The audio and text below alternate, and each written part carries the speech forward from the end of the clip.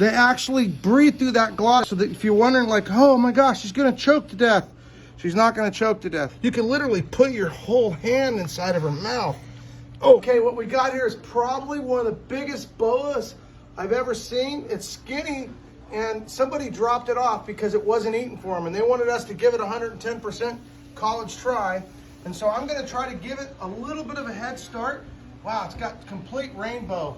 And this is a Guyana boa, and it must be pushing 12 feet long, over 10, for sure over 10 feet. And look at the head on this beast. So we're gonna do one, you gonna give me a hand? So we're gonna actually try to do is force feed it. Now, I haven't had it very long, but its body's obviously thin. Go ahead right here. Its body's obviously thin, but look at the head on this beast. It is just giant. I mean, it looks fake, it's so big. And that's because she's thin. And so and what I'm trying to do is I'm gonna try to carefully, I don't even know if I can do it because, here, we're gonna hold it right there. So what I'm gonna try to do is I'm gonna literally, I got some warm water and some chicken legs, and I'm gonna literally just try to get her to just accept. Oh. Now, I'm gonna just try to, man. Whoa. Oh. Whoa. Unfortunately, I can get really bit really bad doing this with those big teeth. But how else am I going to possibly get her enough weight and strength to eat regularly? So there's what I want to do. So I'm going to literally, boom. Now I'm going to chain feed her about 4 or 5 of these. This snake here can eat a 40 pound pig, I would say, without any problems. So this is literally like putting a piece of popcorn. Let's lay her down for a minute. A piece of popcorn in her mouth. The question is, will she resist it or eat it? So she's kind of trying to fight a little bit. Man, but at the same time, she may just start crawling and swallow it. So sometimes you can just get them started and they'll just swallow it down.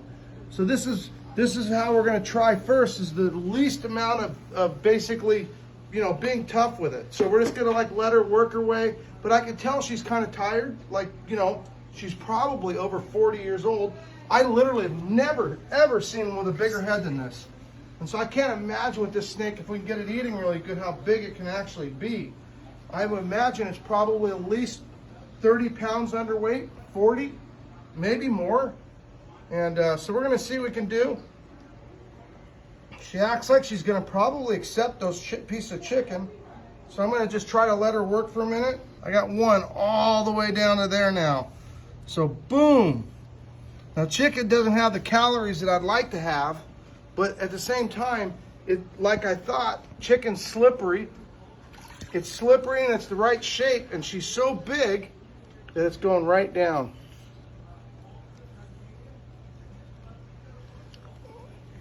Oh, there we go. It's looking really going right. So this is sometimes what you got to do. So way back when I was young, we used to deal with a lot of wild caught snakes. So we'd have to deal with this kind of thing.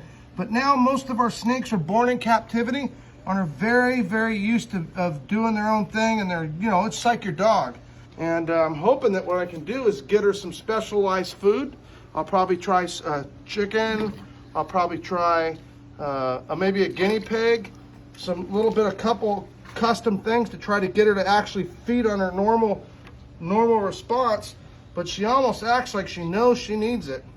Because I'll tell you, they normally fight a lot more than this. We're gonna just try to nurse her back, get her all healthy, get her size up. We'll have her check for worms and parasites just to make sure that she's in good shape. Except, you know, the fact that she's not eating, and make sure there's not a reason. I'm a little bit, don't ever try this, by the way, because her teeth I guarantee you, those teeth get a hold of me, I'm gonna regret it. But that's just part of what you gotta do sometimes when you play zookeeper. Might be a little bit tough, but to get her acclimated, but I'm telling you, if there's somebody that's gonna be able to do it, me and Tim will work real hard at getting it done. And already I'm really hopeful because she's letting me do this without too much resistance. So it's a good possibility that it's just gonna work out. So we'll know in a week, because if this takes, we can work this way for a while to kind of get going on it. Oh, Like I said, in real life, this is almost no food. Look at this. You can see how big she is. You can literally put your whole hand inside of her mouth. Oh, remember I told you about those sharp teeth? Ow. See the little, they're sharp, trust me. I can't squeeze it because it's there, but I touched the end. Sharp as a razor blade. Now the funny, amazing part is, look at this. So that's the glottis right there. So when they're eating, they actually breathe through that glottis, so that if you're wondering like, oh my gosh, she's gonna choke to death. She's not gonna choke to death, because that's made because it takes hours for them to eat a big pig. And here we are, just taking a few minutes to get her going. And so she'll let that go. All this just needs to get past this first bend, and we should be good. I literally have had her less than like maybe 3 days now, 4 days.